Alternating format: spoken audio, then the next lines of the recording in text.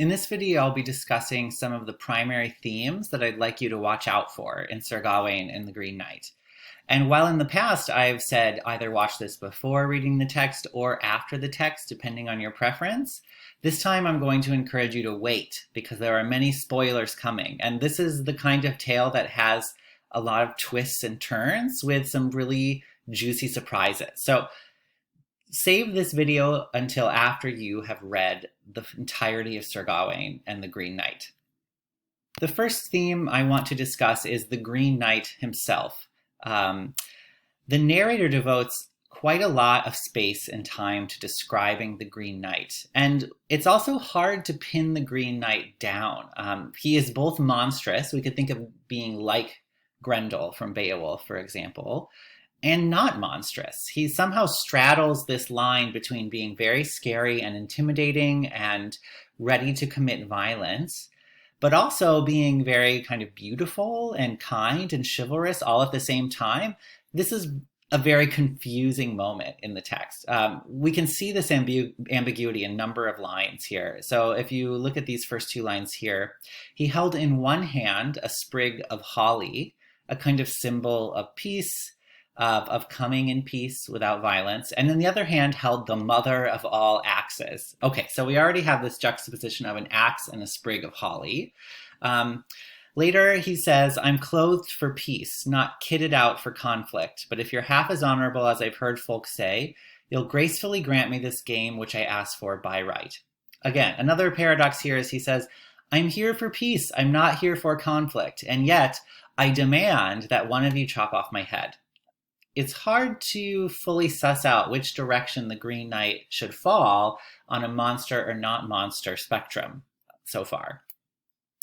Furthermore, there is detailed explicit description of the Green Knight's appearance and body, which again is not described in monstrous terms, but in terms that we could describe as handsome, attractive, even sexy.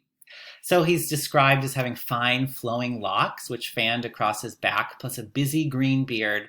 I think it's supposed to be bushy, a bushy green beard growing down to his breast. So we're getting this image of a kind of comely, beautiful upper half. And then the narrator decides to go even farther than that in a kind of rated R way. They describe him as a mountain of a man, immeasurably high, a hulk of a human from head to hips, so long and thick in his loins and his limbs. I didn't say it. The narrator said it. And the narrator, for some reason, wants to give us this very vivid, detailed, even erotic description of the Green Knight as someone who's not only handsome, but sexually desirable. All of this makes the Green Knight a very curious figure to whom we want to pay even more attention.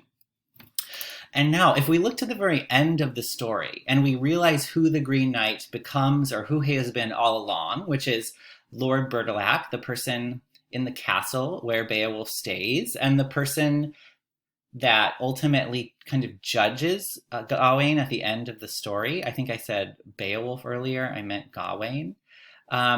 This portrays the Green Knight in an even stranger fashion, because rather than being a monster that should be defeated or killed, the Green Knight, or Bertilac, is regarded as the powerful moral authority to whom Gawain ultimately submits.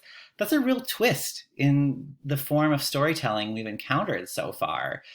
He's not a monster that gets killed, but some kind of powerful figure of Christian and ethical authority.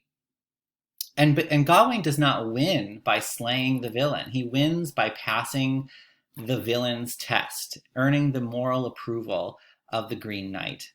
So one question I want you to be thinking about in your discussion post is, why do you think the story presents the Green Knight in such a complex fashion? He's part villain, part religious authority, part manipulator. I mean, there's a lot of ways we could think about what the Green Knight does. Why do you think this story fashions such a complex figure in that role? The narrative also pays close attention to the passing of time according to a traditional medieval Christian calendar. For example, we begin the story at Christmas time, and this is the Christmas time that lasts 12 full days from December 25th to January 5th. And ultimately, it jumps ahead to the following Christmas when Gawain travels to find the Green Knight, spends Christmas with Bertilac, and ultimately encounters the Green Knight again. So we not only travel through an entire year of the Christian calendar in this story, but it's bookmarked at the beginning and at the end by the holiday of Christmas. We even see traditional Christmas imagery, green and red, throughout the story. What significance do you think the Christmas holiday has to this story? How is that playing a role in the kind of Christian religious moral examination that Gawain is undergoing in this story? When Sir Gawain arrives at Bertilac's castle in the middle of the story, he ends up entering yet another game with the Green Knight, who happens to be Bertilac. This time they forge a pact in which Bertilac says, and you can see these lines right here, "Here's a wager. What I win in the woods will be yours, and what you gain while I'm gone, you will give to me." I want to think a little bit about what role this second game or test or pact has in the story. Now, one of the first things I noticed about this pact is that it reminds me of the male-male homosocial relations that were central to Beowulf. We have two men who are competing with one another, winning things, but also trading what they win, trading their spoils, exchanging them, and in so doing, proving their loyalty to one another. So this particular pact seems to be investigating another kind of male-male relation. Although Bertilac and Gawain also engage in very different activities to fulfill the terms of this pact. Bertilac, of course, hunts, and he brings his game to trade. Gawain hunts or is hunted by Lord Bertilac's wife. It's hard to say which one of those terms is the more fitting one. And when they come back together, they trade what they have earned. Bertilac gives him the game. Gawain gives Bertilac the kisses that he received from his wife. This is very interesting. So I want you to think about, too, what role do male homosocial relations play in this text? And as a counterpoint, what role do women play in this text? Two really salient examples here would be, of course, Bertilac's wife, who spends much of the tale trying to seduce or tempt Gawain, but also this kind of marginal figure who plays a much bigger role when she's revealed to be the architect of the whole scheme at the end of the story, who is Morgan the Goddess, or Morgan Le Fay. While she doesn't really play an active role during the story, at the very end of the story, at lines 24-56, Bertilac reveals that Morgan the Goddess has in fact architected this entire manipulative scheme, or this entire test of Gawain's moral character. So that's actually quite a powerful position for Morgan to occupy. So I'd also like you to think about what role do women like Bertilac's wife or Morgan the Goddess, Morgan Le Fay, play in this story. All of this also makes us think about what role games play as a form of moral testing in this narrative. So we already know about the beheading game that Gawain has decided to or has been conscripted to participate in. We also know about the pact that Bertilac and Gawain have made about trading their goods. And I want to also note a strange condition of this pact. While Sir Gawain is constantly being seduced by Bertilac's wife, the pact that Gawain and Bertilac form is not exactly do not seduce my wife, do not succumb to her seductions, but, let me remind us, what you gain while I'm gone, you will give to me. And we notice that Gawain does this very frequently. Every time he receives a kiss from Bertilac's wife, he gives that kiss to Bertilac. So there's an interesting element of exchange happening between Gawain and Bertilac here.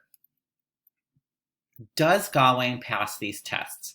Not really. In both cases, there are minor failures that Gawain commits.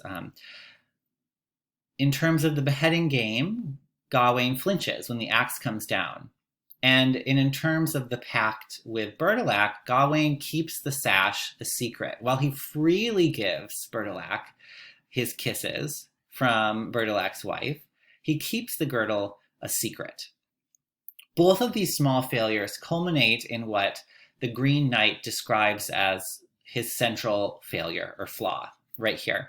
But a little thing more. It was loyalty that you lacked, not because you're wicked or a womanizer or worse, but you loved your own life, so I blame you less.